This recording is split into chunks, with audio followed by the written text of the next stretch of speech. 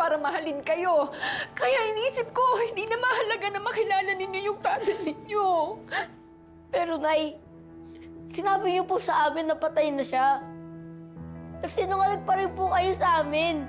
Yun na kasi yung naisip ko eh, para hindi na kayo magtanong sa akin. Pero Nay, mali yun eh!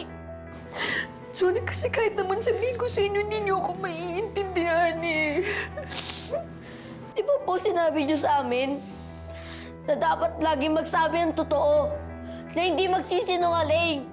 Pero ano to ginawa niyo po sa amin, Nay?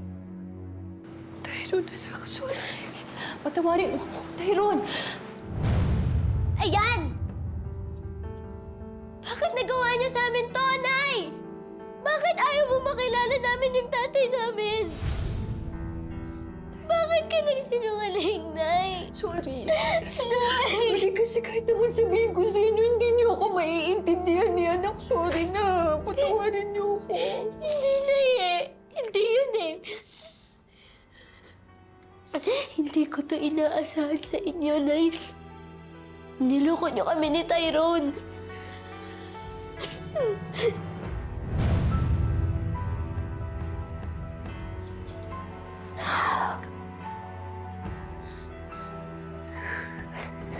Pare, wala ka na magagawa. Naipit ka na sa sitwasyon. There's really nothing you can do. At kapag nabunyag yung sekreto mo, hindi lang pamilya mo madadamay. Pati ang buhay mo. Dahil pwede kang idemanda ni Rosel sa ginawa mo. Anong kaso? Kidnapping ang ginawa mo. Paano magiging kidnapping? Totoong ako yung ama ng bata, ah. Kinuha mo yung bata sa kanyang ina na walang kamalay-malay. Pinaniwala niyo sa kasinungalingan. Pare, kidnapping yun. And let me just tell you, walang bail ang kidnapping. Kapag napatunayang guilty ka, pwede kang makulong. Pati ako pwede madamay. Ngayon, nagdadrama ka dyan.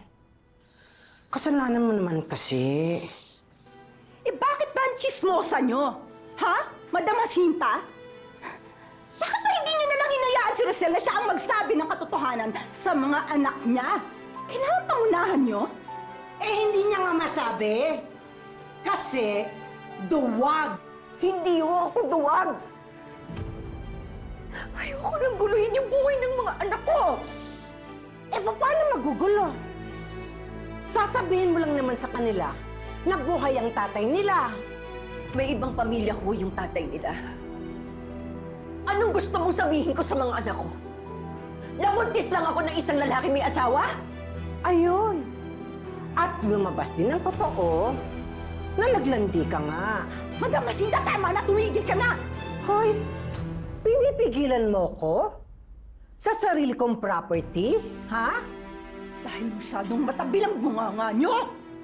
Wala na kayong ibang pwedeng gawin? Kundi ganyan? At inuutusan mo nga ako. Excuse me, ako ang owner. Owner dito!